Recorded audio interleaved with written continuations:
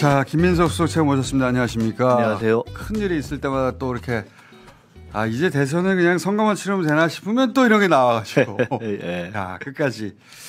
근데 이제 여쭤보려고 하는 것이 의총을 하고 나서 민상 탄핵이 유보됐다, 보류됐다. 대법원장 비롯해서 법관들 탄핵이 유보됐다 또는 보류됐다 이런 식의 보도가 있었는데 그게 아니라고 하셨거든요. 설명 좀 해주십시오. 아니 그 의총 끝난 이후에 다음 날 기사들을 보니까 일부 누가 잘못 전했는지 아니면 의도적으로 그랬는지 민주당이 의총에서 탄핵 보류 결정을 했다 하는 제목들이 달렸더라고요. 네. 그래서 제가 이상하다 생각을 하고 오해가 있을 것 같아서 그 다음날 제 SNS에 탄핵 보류 결정을 하지 않았다라고 썼습니다. 실제로도 그날 다양한 논의를 해서 지도부에 위임을 하기로 됐고 저도 의총 초반에 나가서 이러이러한 상황으로 이러이러한 논의를 해야 되니 이것은 지도부에 위임을 해 주시는 것이 좋을 것 같다라고 말씀을 드렸고 전체적인 분위기는 탄핵을 포함해서 대원칙은 이재명 후보를 무조건 지킨다는 게 대전제이기 때문에 그 전제를 지키려면 탄핵은 당연히 포함되는 옵션 중에 하나 아닙니까? 수단 중에 하나다. 예. 그러니까 그런 걸 포함해서 한다는 전제 하에 그 시기와 방법 등을 포함해서 다 지도부에 위임한다. 라고 뭐 딱 문서로 땅땅땅 한 건 아니지만 거의 그렇게 정리가 돼서 끝났거든요. 제가 맨 마지막에 잠깐 다른 일이 있어 나왔지만 그렇게 정리되는 걸 보고 나왔고 그렇게 보류가 아니라 위임이네요. 그러니까. 확인을 했고. 네. 그러니까 말씀드린 대로 탄핵을 포함한 뭐 이런 것들을 다 할 수 있다는 전제하에 그리고 원칙은 무조건 후보를 지켜야 한다. 그래서 그 시기와 방법들을 위임한다 이렇게 됐는데 탄핵 결정을 보류했다 이런 기사가 나와서 전체 맥락과 너무 달라서 일단 제가 그 자체가 틀렸다라고 그렇게 말씀을 드려요. 후보를 지키기 위한 수단 중에 하나로 법관 탄핵도 포함된다. 그거는 사실은 수단 중에 하나로 포함되는 수준을 넘어서 주요한 수단으로 고려되고 있는 거 아닙니까? 예. 물론 법관 탄핵 없이 사법부가 민주당이 요구한 대로 12일까지 할 수도 있죠. 그렇게 한다면 모르겠는데. 네. 근데 이제 그래서 그렇기 때문에 아직 저희가 이제 마음은 아주 이제 화가 나고 그렇지만은 또 이걸 풀어가는 어떤 과정에서 본다면은 15일 아닙니까? 예. 실제 그 디데이는 15일까지 지금으로부터 따져도 한 6일, 10일. 그다음에 의총을 할 때로 따지면은 뭐 한 그보다 조금 더 있었지 않습니까? 그러면 그에 대해서 언제 어떠한 수단을 쓰는 것이 최적인가를 보는 것과 함께 여전히 이 상황에 대해서 이해를 잘 못하고 있는 분들을 한 분이라도 더 이해하게 만드는 것도 중요하지 않습니까? 그렇죠. 그러니까 그 시기를 잡는 문제, 필요하다면은 국회를 날짜를 다 잡는 문제 이런 것들을 하면서 저희들이 예를 들어 저도 처음으로 선대위 출범하고 기자간담회를 했고 그다음에 어제 강금실 그 위원장도 하셨고 아마 오늘 이석연 변호사님도 하실 거고 그다음에 바로 내일이나 모레 저희가 상당히 규모가 큰 대법원의 문제점을 쭉 지적하는 대토론회를 열 겁니다. 그러니까 그리고 또 서명운동도 진행되고 있어서 청문회 얘기도 있던데. 뭐 이런 제가 이제 청문회 특검 국조 얘기를 했는데요. 이런 것들을 다 하면서 흔히 이야기하는 무슨 몇 달짜리 빌드업은 아니더라도 이런 수순의 준비와 빌드업을 동시병행적으로 하는 것은 필요하죠. 대선 기간에 일주일은 뭐 평상시 하루가 10년이라고 봐야 되기 때문에 그러니까요. 이게 드라마처럼. 그래서 어쨌든 그런 것들을 다 하는 것들을 이렇게 그냥 보통 때 같으면 예를 들어 제가 한독수 씨가 사퇴하는 날 전격적으로 최상목 탄핵을 제가 제안했었지 않습니까? 순식간에 돼버리더라고요. 순식간에 되지 않았습니까? 그건 이미 법사위로 보내놨기 때문에 상대도 예측도 못했고 우리가 하리라고 생각 못했는데 한 거지 않습니까? 그래서 이제 그런 등등을 이미 우리가 그런 것을 할 수 있다는 그것을 보여줬고 원래는 이제 탄핵을 하려면 24시간 전에 국회 보고를 하고 물리적 그렇죠. 시간이 필요한데 보니까 그걸 이미 다 절차를 진행시켜서 법사위에 보내놨더라고요. 이렇게 되죠. 발의하고 예. 즉각 보고 또는 뭐 발의하고 며칠 있다 보고를 하든 보고 후 24시간에 하는 그 물리적 시간이 일반적으로 필요하고 그렇죠. 다만 발의해서 법사위에 보내놓으면 예. 그거는 순간 가져오면 끝나는 거기 때문에 하루가 필요하지 않아요. 24시간 필요하지 않다. 최상목 케이스는 이제 그런 케이스였던. 그러니까 법사위에 미리 보내놓음으로써 24시간이라는 것을 없애버리는 그 거군요. 허들을 없앴던 케이스죠. 그래서 지금은 탄핵과 관련한 소위 일정표 스케줄링뿐만 아니라 예. 거기에 어떻게 이걸 충분히 알려나갈 것인가는 여론전까지도 같이 짜는 것이 필요한 시점이죠. 그렇기 때문에 그 부분만 다시 한번 확인해 볼게요. 예.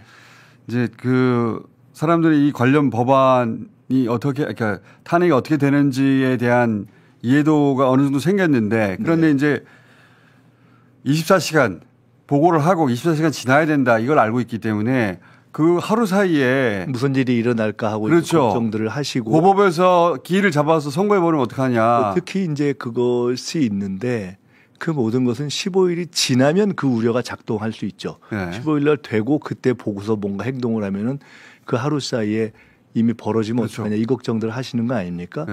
근데 저희도 바보는 아니잖아요. 바보 아니죠. 예, 그렇기 때문에 그 모든 상황을 다 15일 전에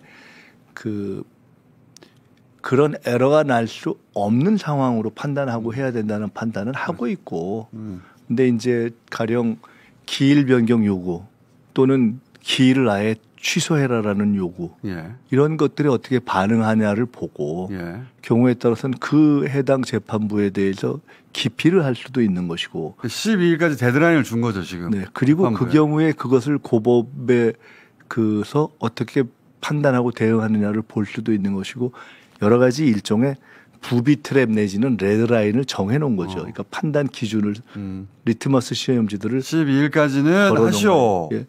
그러면은 그 이후에 이러저러한 상대의 대응을 보고 판단할 수 있는 시간들이 있기 때문에 그 우리가 영화를 보시면은 이게 지금 그렇게 여유 있게 볼 상황은 아니지만은 막 쌍방이 부딪힐 때 막 초조하지만은 막판까지 화살을 땡겼다가 쏘지 않습니까? 그런 것들도 다 감안해서 저희들이 지금 시간을 보고 있다. 상대 의도를 몰랐을 때는 이제 당황할 수 있는데 상대 의도를 정확하게 알았으니까 이제 알고 예. 그다음에 이제 또 말씀하신 것처럼 이게 이제 경우에 따라 탄핵이라는 것으로 갔을 때 헌재가 또 있지 않습니까? 그렇죠. 그런 함수까지를 생각을 해야 되지 않습니까? 그러니까 헌재가 어떻게 행동할 것인지. 예. 예. 근데 일반적인 경우와 달리 대법과 헌재는 다 같은 판사들 아닙니까? 그러니까요. 예. 그리고 여러 가지 이제 뭐 세세히 말씀드리긴 좀 어렵지만 원래 탄핵은 가처분 인용이 안 된다고 알고 있는데 예. 혹여라도 예. 지금 말씀하신 특수한 케이스라고 생각하고 그러니까 종합적으로 고려를 해서 예. 저희로서는 늦지 않되 너무 빨라서 의도한 상황이 이상해질 수 있는 것도 다른 결과 나지 않도록 막아야 되지 않습니까? 가장 적절한 타이밍에 예, 그걸 이제 생각하고 그 의총에서의 결론이 가령 이거는 전략적 판단도 해야 되고 법률가들의 판단도 있어야 되고 원내가 어떻게 그러면 본회의를 잡느냐 그게 다 쉽지 않거든요. 그렇죠. 잡느냐는 원내의 판단도 있어야 되고 이것을 당사자로서 진행하려면은 당장 지금 이제 이재명 후보 본인은 지금 막 다니고 있지만은 예. 그 변호인단들이 막상 고법재판부와 상대를 하면서 이러저러한 신청을 해야 되는 당사자들 아닙니까? 예.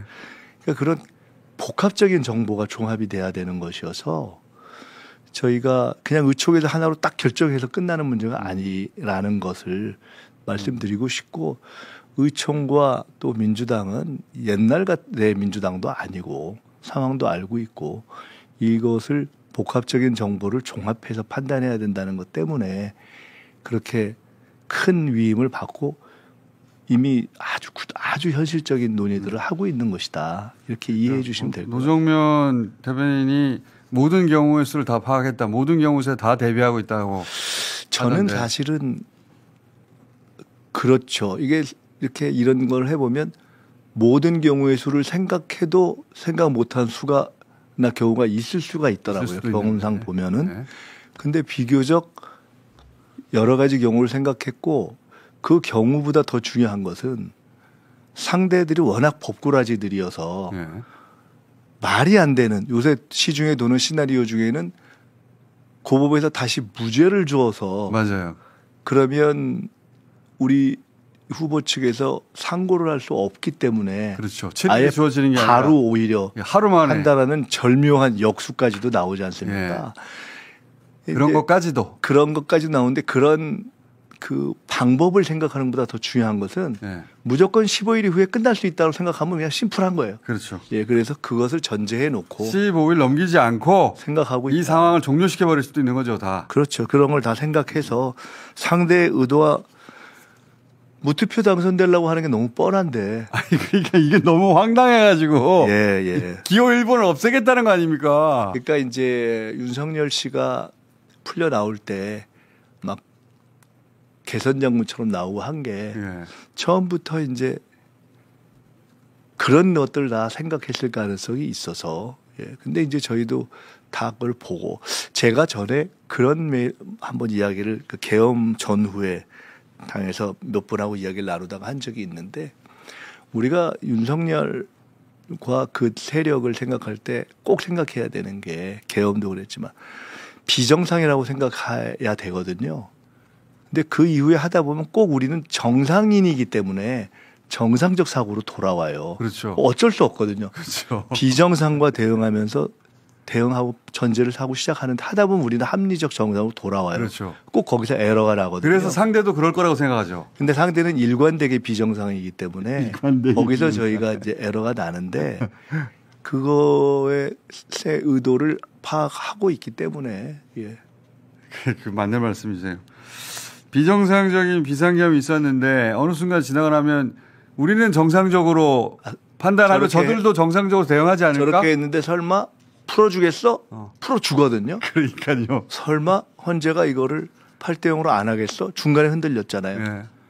설마 대법원이 이걸 이렇게 하겠어? 그러니까요. 하잖아요. 며칠 만에 하잖아요. 네. 그래서 비정상이 완벽하게 싱크로가 되어 있는 거잖아요. 지금 윤석열, 한덕수, 조희대가. 네. 그래서 그러면은 그거를 알고 저희가 이제 대하는 거죠. 이제 알았으니까. 예. 설마 했던 분들도 꽤 있었는데 예. 이제 알았으니까 예. 아 그렇게 가겠다고 하고 의도를 파악했으니 거기에 맞게 대응하면 되는 거죠. 제가 사실은 요 며칠 이제 지방 행사를 하고 가다가 그러니까 평소에 전화 안 주시던 분들의 전화를 많이 받았어요. 네. 그 중에는 뭐 이렇게 밝혀도 되는지 모르겠는데 뭐 이부영 선생님 같은 분도 계시고 한명수 총리 같은 분도 계시고 명계남 선생님도 계시고 너무 걱정이 되시니까 그렇죠. 전화들을 하시고 우리가 찍을 후보 없어지는 거 아니야? 이런 걱정하시는 거죠. 가슴이 떨린다고 하면서 그렇죠. 하시는데 제가 그분들 이렇게 말씀드려 죄송한데 그러니까 멀리 계시면서 안타까우니까 그러시는데 제가 그 마음을 너무 잘 알기 때문에 제가 기차에서 이렇게 봤다가 눈물이 나더라고요. 그래서 제가 전화 받다가 아우 나 진짜 너무 죄송해 내가 눈물이 난다고. 근데 전화하시는 분도 우는 거예요. 그게 다 지금 우리들 마음 아니겠어요? 그걸 그렇죠. 저희가 너무 절절하게 압니다. 그렇기 때문에 지금 여기서 에러를 내면은 다 죽어야죠. 다 죽어야 돼요, 진짜. 네. 여기까지 왔는데 특히- 여기까지 어떻게 왔는데? 특히 저희 같이 어쨌든 지금 이제 앞서서 위임을 받고 이 전장의 맨 앞에서 책임을 지고 있는 실전 책임을 지고 있는 저희는 살 수가 없잖아요. 그러니까 여기까지 어떻게 왔는데요? 예, 그래서 그거를 정신을 바짝 차리고 있습니다. 알겠습니다. 그게 불안하니까 그 얘기가 듣고 싶은 거죠. 정신 바짝 차리고 있다. 그리고 네. 이제 제가 그래서 그제는 하루에 제가 페이북을 한 6, 7개 쓴 것 같아요. 그러니까 그만큼 상황이 이제 막 급박하니까. 근데 오늘 아침에 오면서 5시쯤에는 뭘 썼냐면 그 이재명 후보가 승리한다. 그리고 반드시 승리한다. 그 심플하게 그리고 그 흔들리지 말고 우리 지금 당하지도 않는다. 그 얘기를 했어요. 너무 당연한 얘기인데 왜 그 얘기를 했냐면 한편으로는 법원에 대한 불안함에 있으신과 동시에 이거 뭔가 또 다른 수를 막 이것저것 생각해놔야 되는 거 아니냐라는 여러 가지 말씀들을 하시는데 저는 그냥 단순 명쾌하게 이건 그냥 도 아니면 뭡니다.